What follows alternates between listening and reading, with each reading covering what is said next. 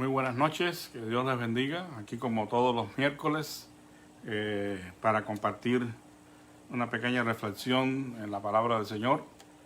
Y vamos a leer el Evangelio de Mateo, capítulo 14, versículos del 13 al 21.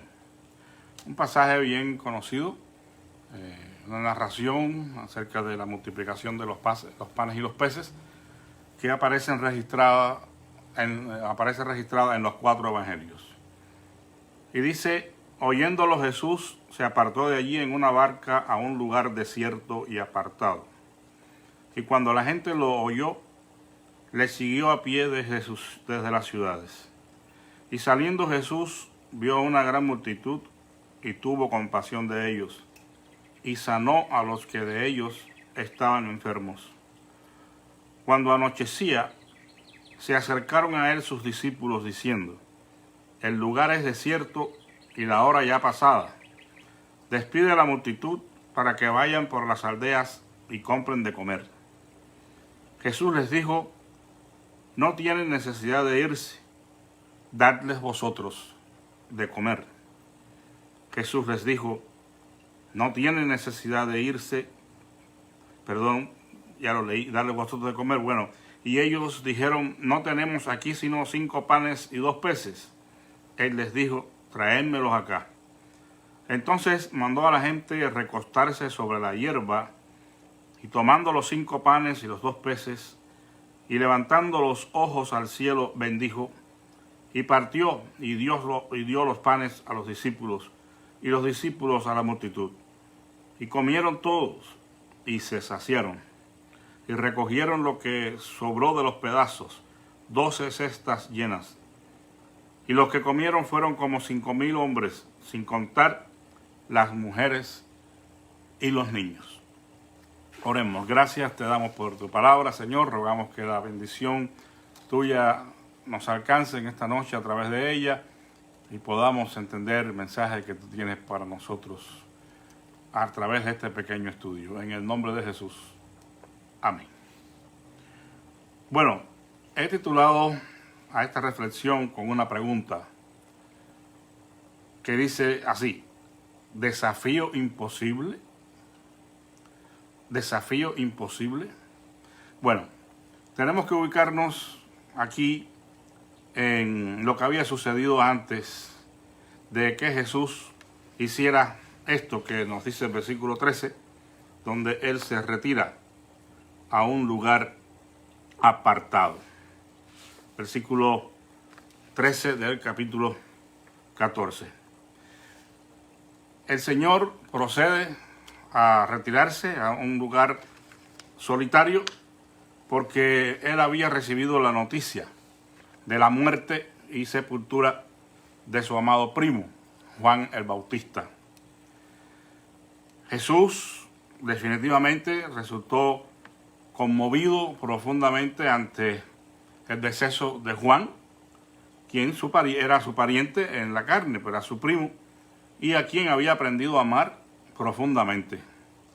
Juan compartía la misma fe que Jesús en el Dios de Israel, y ambos eran también profetas. En el caso de Jesús, como todos sabemos, pues debido a su divinidad, a ser el Hijo de Dios, en algunas ocasiones muchos han pensado que esta característica de Jesús de ser divino le hizo estar exento del sufrimiento, de tener sentimientos, en cierta manera lo hacen un poco inmune al dolor. Y sobre todo en estos casos que tienen que ver con los sentimientos, ¿no? En este contexto de la pérdida de un ser querido, pensamos que quizás Jesús nunca fue afectado por esto o no sufrió por la pérdida de un ser querido. Pero definitivamente el apartarse él a un lugar desolado a raíz de la noticia de la muerte de Juan, definitivamente Jesús estaba afectado por esta situación y quiso ir a un lugar donde él pudiera pues estar a solas, quizás meditando o quizás pues llorando también la pérdida de Juan el Bautista. Definitivamente pues algunos piensan de que Jesús no estuvo expuesto a este tipo de situaciones, pero y todavía algunos citan pues pasajes sacados de contexto, por ejemplo, pero dicen, bueno, mire, el mismo Jesús dijo en una ocasión que su padre y sus hermanos y hermanas eran los que hacían la voluntad de su padre, cuando lo fueron a buscar en aquella ocasión, donde él se encontraba enseñando el Evangelio del Reino. Vinieron sus padres y sus hermanos y preguntaron por él, y cuando le dijeron que allí estaban sus padres y sus hermanos y hermanas, él dijo, estos son mis padres, mis hermanos y mis hermanas, porque todo aquel que hace la voluntad de mi Padre que está en los cielos es mi padre, mi madre, mi hermana y hermano. Y algunos han usado eso para hacer ver el despegue emocional que Jesús tenía de sus seres queridos, pero para nada es otra la situación. Él sí estaba como ser humano dolido por la pérdida de Juan el Bautista. No solamente tenemos ese registro, sino que también podemos ver a un Jesús llorando ante la tumba de Lázaro, aun cuando él sabía lo que iba a suceder. Jesús lloró. En Juan 11, 36 o 35, dice ese versículo más corto de la Biblia. Y Jesús lloró. Y lloró ante la pérdida de su amigo Lázaro. Otro pasaje donde vemos a un Jesús identificado con el dolor humano y sufriendo por la situación de ellos fue cuando él llora sobre la ciudad de Jerusalén. Definitivamente Jesús estaba en la condición de cualquier ser humano expuesto al sufrimiento, al dolor ante la pérdida de un ser querido. Este pasaje que acabamos de leer, pues como ya hemos dicho, nos narra una de estas experiencias de quebranto y tristeza que sufrió nuestro Señor. Y él se retiró a aquel lugar donde pretendía no ser molestado y de estar descansando, quizás reflexionando y pensando en lo sucedido. Pero, no obstante, esa privacidad de nuestro Señor fue violada por una multitud necesitada. La gente supo de alguna manera que Jesús estaba en los alrededores y lo siguieron. Pues esto no es nada común. Mucha gente seguía a Jesús una vez que sabían dónde estaba, porque estaban deseosos sobre todo de que el Señor hiciera señales y milagros en medio de ellos. Algunos otros quizás también estaban interesados en escuchar sus palabras. El punto es que aquella gente se dispuso a seguir a Jesús y dice que vinieron de las ciudades circunvecinas, o sea, las ciudades en sus alrededores, y vinieron caminando desde esas ciudades. La Biblia no hace nada, una mención específica acerca del tiempo y la distancia que caminaron, pero si vinieron de las ciudades que estaban alrededor, probablemente algún esfuerzo hicieron para llegar a donde se encontraba Jesús. Al salir del lugar donde él se encontraba, finalmente, pues quizás, no se dice, pero estaba en algún lugar retirado, algún aposento, la Biblia no lo dice, pero estaba en algún lugar de donde él salió. Y cuando él sale, se encuentra a la multitud. Bueno, cualquiera hubiera justificado una actitud de Jesús, en este caso, despidiendo a la multitud. Se hubiera sido apropiado y aceptado que Jesús en ese momento haya dicho, mire, lo siento, pero mi estado de ánimo no está para recibir a nadie ahora, discúlpenme, acaba de morir mi primo, pero el Jesús que nosotros encontramos en la Escritura, este Jesús que nos revela la Biblia, no era una persona que estuviera en ese plano. Quizás sí hubiera sido aceptado que él hubiera despedido a la multitud y eso hubiera estado de acuerdo a la ética moderna. Quizás hay muchas personas que hubieran justificado tal acción porque son amigos, bueno, del respeto a la privacidad, el respeto al duelo que tienen las personas en momentos como estos, pero Jesús no procedió de esa manera. Él al ver la multitud dice la Escritura que tuvo compasión de ellos. Porque el corazón compasivo del Señor fue conmovido y Él antepuso las necesidades de otros, las necesidades de la multitud, a la necesidad que Él tenía de estar a solas para llorar a su primo Juan el Bautista. Él se compadeció de ellos y a tal punto que dice la Escritura que sanó a los que de ellos estaban enfermos. Es una manera que nosotros tenemos para pensar en la grandeza del amor, la compasión y la misericordia de nuestro Señor, que puso a un lado su dolor, su duelo y se identificó con las necesidades de su pueblo. Sin duda, como dijera el apóstol Pedro, ejemplo nos ha dejado para que sigamos sus pisadas. Es un ejemplo sobre todo para muchos de nosotros que servimos a Dios de alguna forma como ministros, que nos enseñan a priorizar muchas veces las necesidades de nuestra gente, poniendo a un lado las necesidades propias o personales. Es un ejemplo para todos, no solo para los ministros, sino para todos los que son seguidores de Jesús. Debemos aprender a pensar un poco más en otros y no tan solo en nosotros, en nuestras situaciones, en nuestros problemas, en nuestras propias batallas.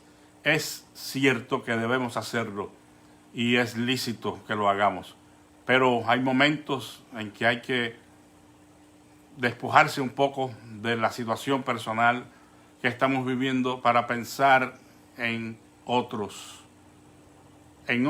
que nos rodean y que muchas veces no vemos las necesidades que tienen. Una vida centrada en uno mismo jamás podrá ver la necesidad de su prójimo. Nunca podrá sentir compasión, porque nunca mira, nunca detiene su mirada sobre los demás. Y la Biblia nos llama, hermanos, a tener cuidado los unos de los otros, a velar los unos por los otros, a llevar la carga de los unos por los otros. La iglesia está formada por una comunidad de gente que está llamada a amarse y a cuidarse. Está llamada a que vivan cerca de Dios y cerca los unos de los otros, atendiendo a sus necesidades.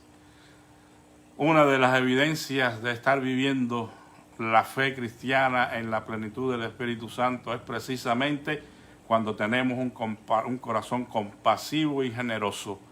En el principio del nacimiento de la iglesia se hizo resaltar este aspecto y se asoció al poder de Dios, como nos narra Lucas, que los creyentes no tenían nada en común, no decían que tener nada suyo, sino que viendo la necesidad del momento, se dispusieron a ayudar, vendiendo sus propiedades incluso y trayendo el dinero a los pies de los apóstoles. Un corazón generoso, desprendido, compasivo, es una evidencia de haber conocido a Dios como nuestro Señor y Salvador. Y Jesús nos dejó un gran ejemplo aquí.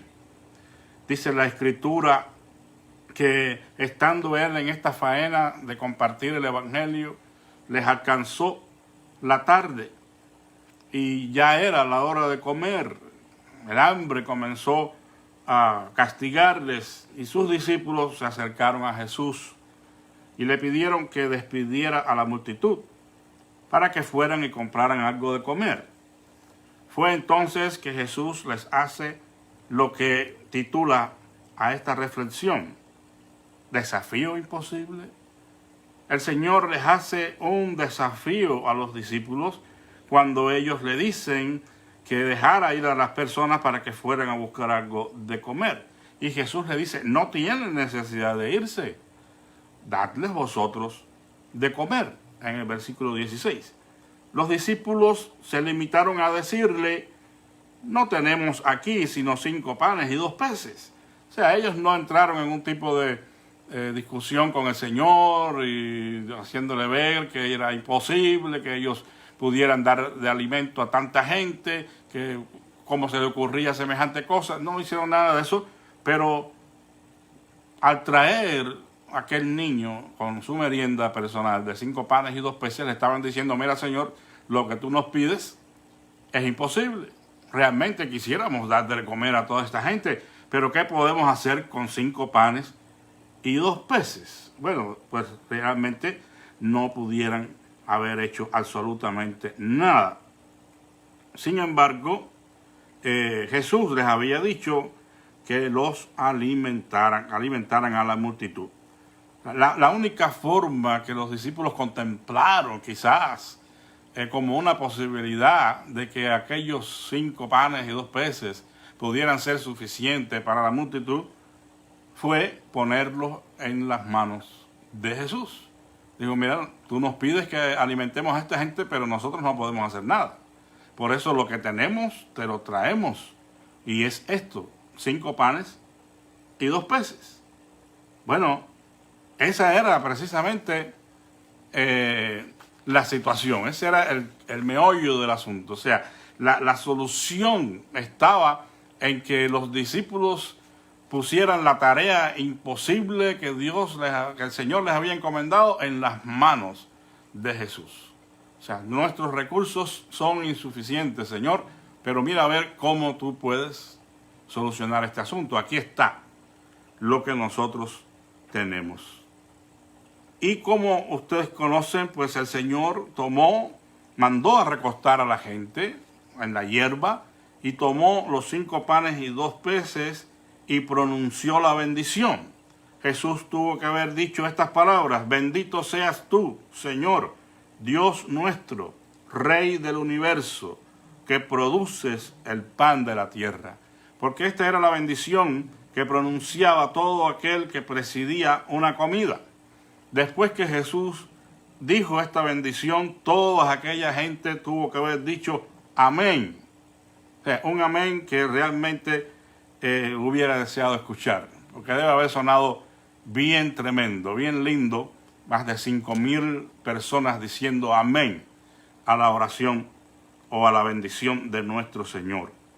Realmente es maravilloso. Si nos damos cuenta, Jesús no oró para que el Padre multiplicara los alimentos. Alguno quizás haya tenido esta idea.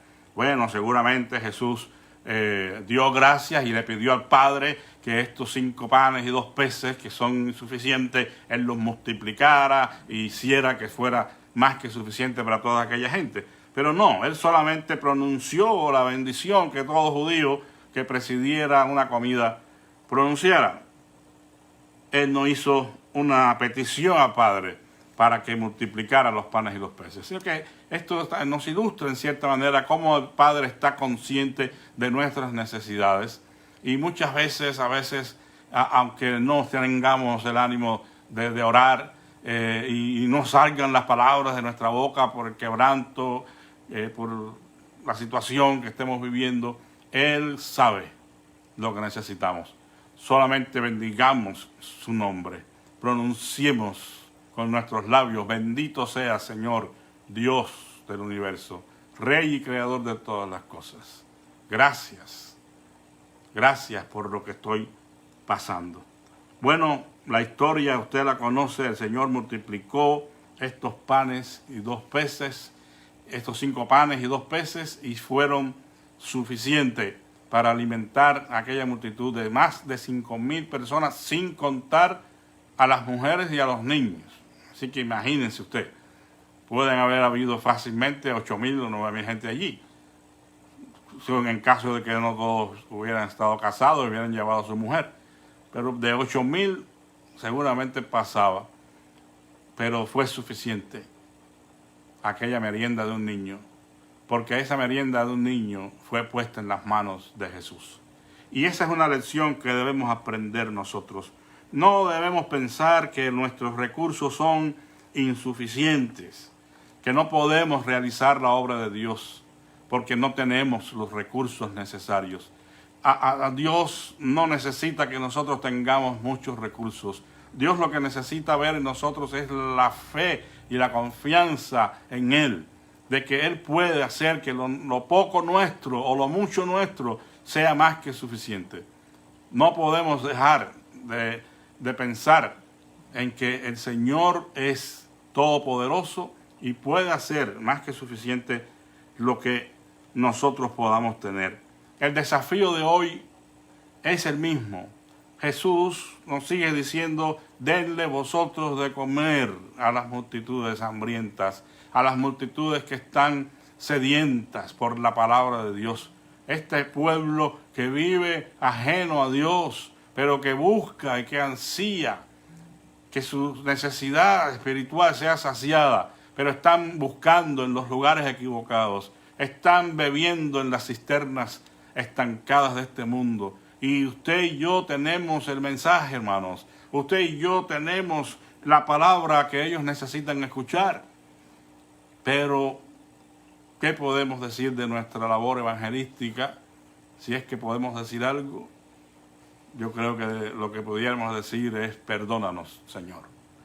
Porque no estamos evangelizando, no estamos dando a conocer el Evangelio de Cristo a las multitudes. Y ellas necesitan de comer. Y el Señor sigue diciéndonos: denle vosotros de comer. Definitivamente es tan imposible para nosotros esta labor espiritual como fue aquella para los discípulos en el plano físico. Ellos no podían alimentar a más de 5,000 gente. Nosotros no podemos pretender evangelizar al mundo, pero un poquito de lo que podamos hacer con el esfuerzo, con el ahínco, el tesón, el fervor que tengamos en nuestro corazón, será suficiente, por lo menos en la parte que a nosotros nos toque. Pero no podemos cruzarnos de brazos, tenemos que alimentar a las multitudes y tenemos que alimentar también a las ovejas que es del rebaño, las ovejas del rebaño que muchas veces están sufriendo también de inanición espiritual. Muchas están muriéndose de hambre espiritual porque no tienen alimento sólido de la palabra de Dios. Y esto es un llamado a nosotros, los pastores, a los maestros, que tenemos que hacer un poco más de esfuerzo para preparar sermones y estudios que puedan nutrir las almas, que pueda traer fortaleza espiritual a nuestro pueblo. Es una labor realmente difícil, si no imposible, de realizar, pero no es un desafío imposible. Por lo que la respuesta a desafío imposible, la respuesta es no. Es probable que sí sea imposible para nosotros, pero no imposible para el Dios de nosotros. Y estamos junto a Él, estamos trabajando con Él. Él es el que nos usa, somos instrumentos de su paz.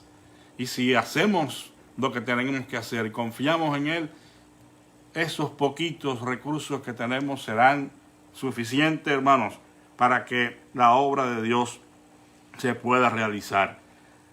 Pensemos por un momento en las palabras de este misionero a la India, William Carey. Él dijo: emprendamos grandes cosas para Dios y Él hará grandes cosas con nosotros. Muchas veces nos falta la fe para emprender proyectos que puedan parecernos grandes. Pero el Señor quiere que comencemos a pensar en esos proyectos grandes para Él, entonces, hacer grandes cosas con nosotros. Confiemos en que el Señor está con nosotros y que Él nos va a apoyar en esas obras que son su voluntad. Y no tendremos ninguna cosa de qué avergonzarnos, porque Él nos guía. Y si Él nos guía, vamos a preparar y vamos a hacer los proyectos que Él nos guíe a hacer. Este milagro de Jesús, hermanos, de la multiplicación de los panes y los peces, fue la única señal anterior a la crucifixión que se narra en los 4 evangelios. Este milagro indica varias cosas. En primer lugar, Jesús cumple las expectativas de los que esperan un nuevo Moisés. basándose en Deuteronomio 18:15, donde Moisés dice: profeta de en medio de ti, de tus hermanos, como yo, te levantará Jehová tu Dios, a él oirás. Definitivamente, aunque estaba hablando de todos los verdaderos profetas que vendrían en el nombre del Señor para hablar la palabra de Dios a su pueblo, para hacer la boca de Dios entre ellos, Moisés estaba haciendo referencia a nuestro Señor Jesucristo. Un profeta como él que sería levantado de entre su pueblo, y a él deberían escuchar. Y al Señor multiplicar estos panes y estos peces estaba haciendo una señal inequívoca de su mesianidad. Él estaba dejando ver a todos aquellos que estaban allí que él era el Mesías. Tal fue la reacción también en Juan 1:21, San Juan el Bautista dice que él no era el que estaban esperando. Él no era ese profeta que Dios iba a levantar, que él no era digno ni siquiera de desatar su sandalia. Pero el que viene detrás de mí, dice, ese es el que va a bautizar en Espíritu Santo y fuego. Ese que viene detrás de mí es el Señor, el Mesías, el profeta, como Moisés, que Dios ha de levantar. También fue ratificado por el apóstol Pedro en Hechos 3:22, cuando habla y cita estas palabras de Moisés, diciendo: este Jesús a que ustedes crucificaron, este es el que Dios ha levantado como Señor y Cristo. Es el Mesías, es el profeta que estaban esperando. Y también Esteban en su discurso hace referencia a esta verdad bíblica, a estas palabras de Moisés. Es Jesús señalado por sí mismo. Él se señala a sí mismo cuando realiza este milagro de la multiplicación de los panes y los peces, como el pan que descendió del cielo. Aquel pan que había caído sobre el desierto y que había alimentado y sostenido milagrosamente a su pueblo. No era el verdadero pan del cielo. El verdadero pan del cielo era Jesús. Si queremos decir que el maná en cierta manera fue un tipo de Cristo, pues está bien, metafóricamente hablando. Pero el verdadero pan que sustenta y que alimenta al hombre y que cayó del cielo fue nuestro Señor Jesucristo. Pero no solamente era ejemplificado con este pan celestial, sino con el pan diario. Ese pan que desciende del cielo es el pan diario de la oración del Padre Nuestro. El pan nuestro de cada día, dánoslo hoy. Espiritualmente hablando, Jesús es el pan diario. Es la comida diaria que nosotros necesitamos para alimentarnos espiritualmente. Porque sus palabras son espíritu y son vida al que las escucha, hermanos. Si no dejamos caer la palabra de Dios por tierra, el evangelio de nuestro Señor Jesucristo, sino que sabemos atesorarlo en nuestros corazones, es una palabra, es un pan que nos sostiene diariamente y nos sostendrá ante cualquier vicisitud de la vida. Jesús dice que ese pan, que es Él, sería suficiente para saciar el hambre espiritual de todo aquel que come. Él es más que suficiente para traer el alimento que sostenga al hombre, el alimento que ha de dar identidad al ser humano y que ha de revelarle de dónde viene y a dónde va, ha de revelarle su condición delante de él y el remedio para el problema del pecado.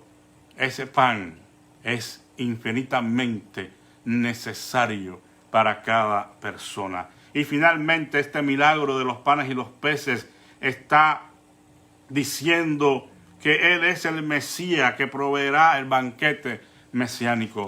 No solamente va a proveer para este mundo lo que necesitamos, sino que también Él va a poner la mesa en el día glorioso de su regreso, en aquel banquete que Él va a desplegar delante de todos sus comensales, en el día en que sus pies sean puestos sobre el monte de los olivos y el reino de Dios se instale sobre la tierra.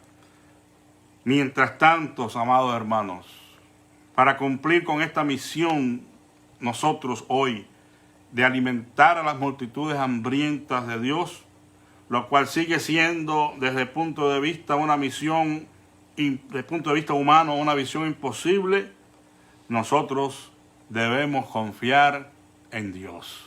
Debemos poner nuestros recursos, ya sea que sean muchos o que sean pocos, lo que tenemos al servicio del Señor, para que Él lo use para su gloria.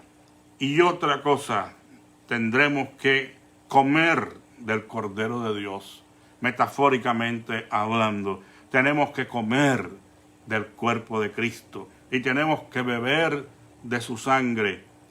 Tenemos, hermanos, en otras palabras, que llenarnos, vestirnos del Señor Jesucristo. El apóstol Pablo lo dice de esa forma: vestíos pues del Señor Jesucristo y no proveáis para los deseos de la carne. Si no estamos revestidos de Cristo en nuestro ser interior por su Espíritu, entonces sí que no podremos dar alimento a las almas perdidas y mucho menos a las ovejas del rebaño. Pero si sabemos alimentarnos del Señor, entonces estaremos siendo suficiente y más que suficiente en sus manos para cumplir con esta misión de evangelizar al mundo y de edificar a su iglesia. Solo así haremos posible este desafío que parece imposible, pero que no lo es cuando estamos trabajando junto a Dios. Que el Señor les bendiga grandemente en esta noche y pueda usted animarse para confiar en que usted mismo, con sus propios recursos, puede ser más que suficiente para que Dios lo use en una situación dada. Anímese a abrir su boca y Dios pondrá las palabras en ella. No deje pasar un momento de compartirle a alguien del Evangelio de nuestro Señor Jesucristo. Háblele de Él y de lo que Él ha hecho en su vida. Testifique de su poder y su gracia. No tiene que tener conocimientos especializados para esto. Recuerden aquel ciego de nacimiento que sus ojos le fueron abiertos y le cayeron a preguntas. ¿Quién fue el que te abrió los ojos? ¿Es profeta o no es profeta? ¿Qué pasó? Dinos, cuéntanos. Y ya lo tenían loco, como decimos en Cuba, y el ciego solamente se limitaba a decirle: yo no sé si era profeta o no, pero una cosa sé, yo era ciego y ahora veo. Que Dios les bendiga, hermanos, oremos. Gracias, Padre, por tu palabra, por el mensaje que tú nos das a través de ella, y este desafío que todavía pesa sobre nosotros, Señor, de llevar el Evangelio al mundo. Te rogamos que nos ayudes y podamos poner, Señor, de nuestro empeño, nuestro esfuerzo, para que tú puedas usarnos en esta labor. Bendice a cada hermano que escucha en esta mañana, en esta noche, y acuérdate de las peticiones de cada uno de mis hermanos, Señor. Estamos confiando y esperando en que tú harás lo mejor por cada uno de nosotros, Señor. Ponemos en tus manos nuestras vidas y oramos en esta noche en el nombre y por los méritos de nuestro amado Señor Jesucristo. Amén, Señor, y amén. Que tengan, hermanos, una feliz noche. Que la paz de Cristo sea con todos ustedes. Amén.